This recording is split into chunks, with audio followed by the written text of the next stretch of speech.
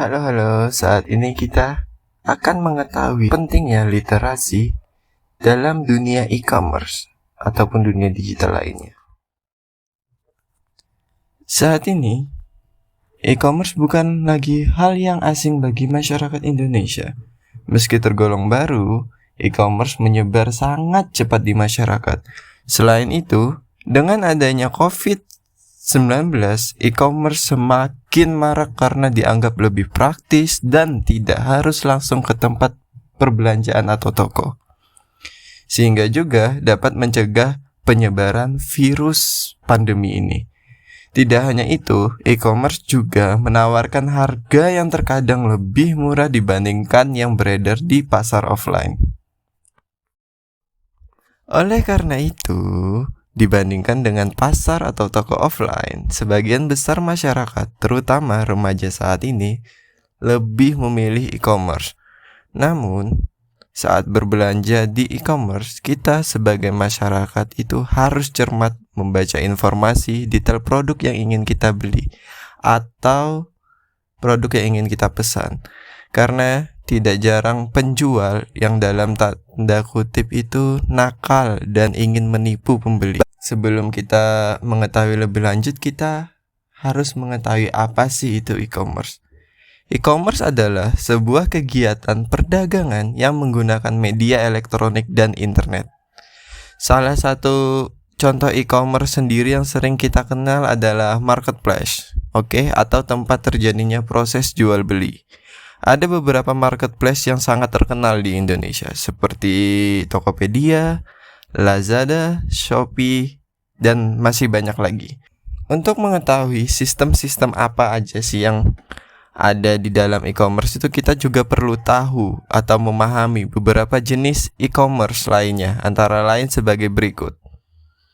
Yang pertama itu ada business to business atau yang sering kita sebut B2B, yaitu perusahaan yang menjual produk atau jasanya kepada perusahaan lain. Singkatnya, itu adalah proses jual beli antara perusahaan dan perusahaan lain. Yang kedua, itu ada business to consumer atau yang kita sebut B2C, yaitu perusahaan yang menjual barang atau jasanya kepada konsumen atau masyarakat. Itu singkatnya adalah proses jual beli antara perusahaan dan individu atau komunitas. Yang ketiga, itu ada consumer to consumer atau yang sering kita sebut itu C2C, yaitu proses jual beli antara individu dengan individu lainnya. Yang keempat itu ada consumer to business, yaitu C2B. Yang bisa kita lihat penjelasannya adalah proses jual beli antara individu dan perusahaan.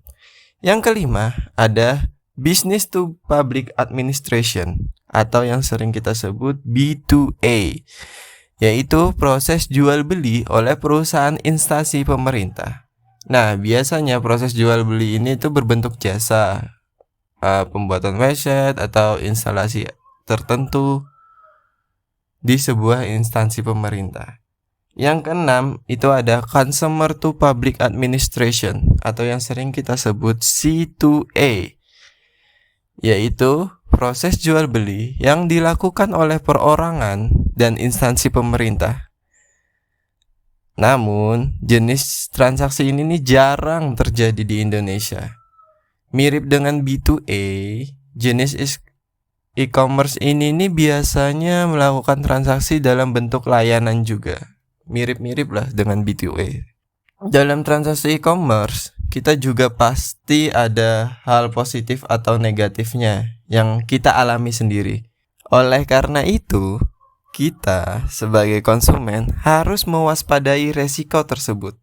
Resiko yang akan diperoleh saat melakukan transaksi dalam e-commerce antara lain sebagai berikut. Yang pertama itu resiko keuntungannya.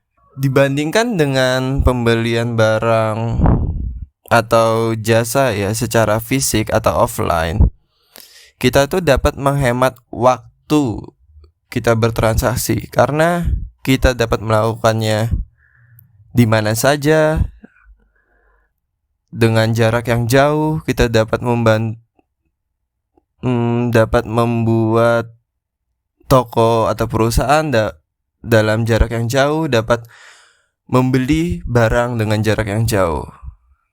Terus, jika kita ingin membuka toko fisik atau perusahaan e-commerce, ibaratnya kita ingin membuka store di e-commerce, kita itu tidak perlu modal untuk menyewa atau membeli toko fisik atau toko offline, tinggal buka jadi.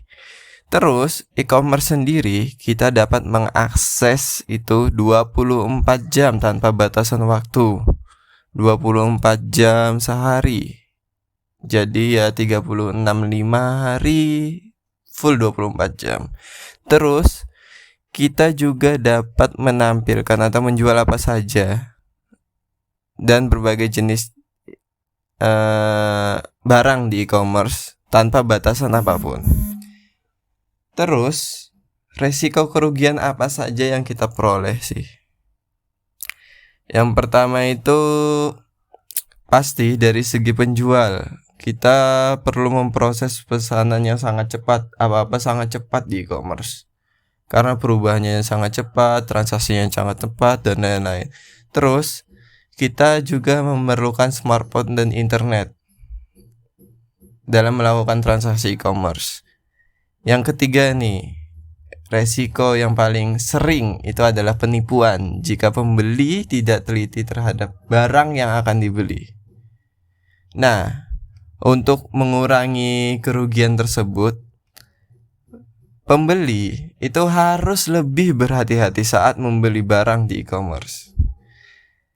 Makanya literasi dalam hal ini kita perlukan.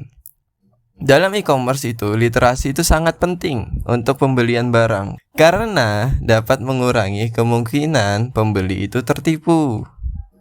Menurut si Elizabeth Zusby ini, menurut si Sis ini, literasi itu adalah kemampuan berbahasa yang dimiliki oleh seseorang dalam berkomunikasi, membaca, berbicara, menyimak, dan menulis dengan cara yang berbeda sesuai dengan tujuannya.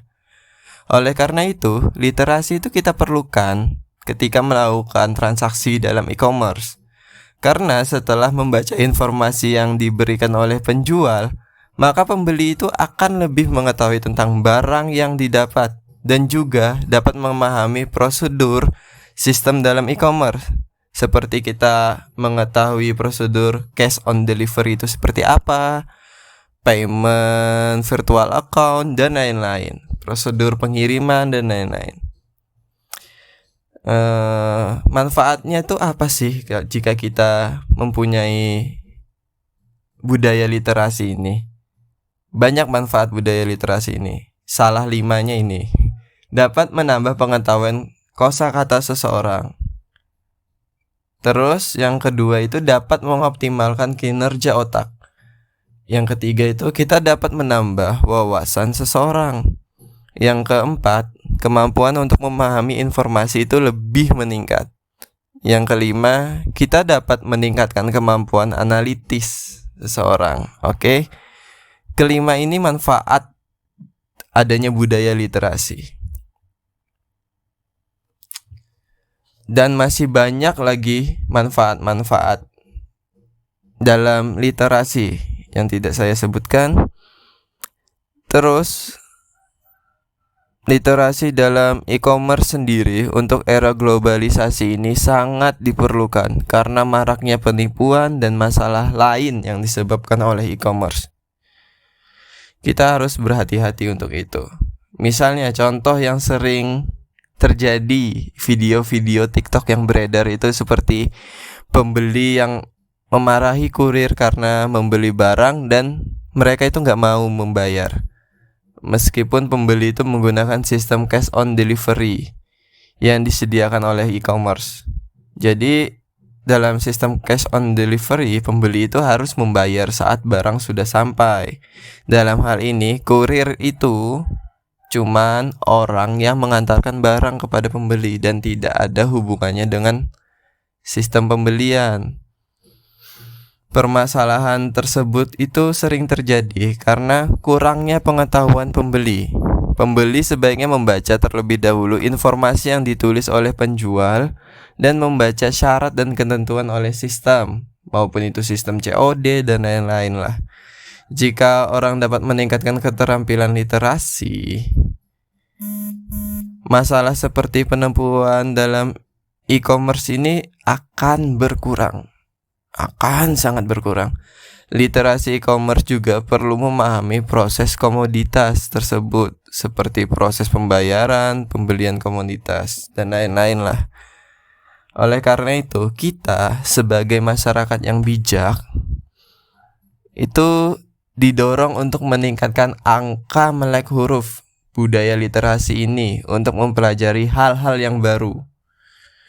Meningkatkan literasi juga itu memungkinkan masyarakat memiliki tingkat wawasan yang tinggi sehingga dapat bertindak lebih bijak, lebih teliti, dan lebih hati-hati. Tingkat literasi ini juga dapat mengurangi masalah sosial yang disebabkan oleh e-commerce. Jadi itulah pentingnya literasi dalam e-commerce. Jangan lupa membaca terlebih dahulu baru bertindak. Sekian dan terima kasih.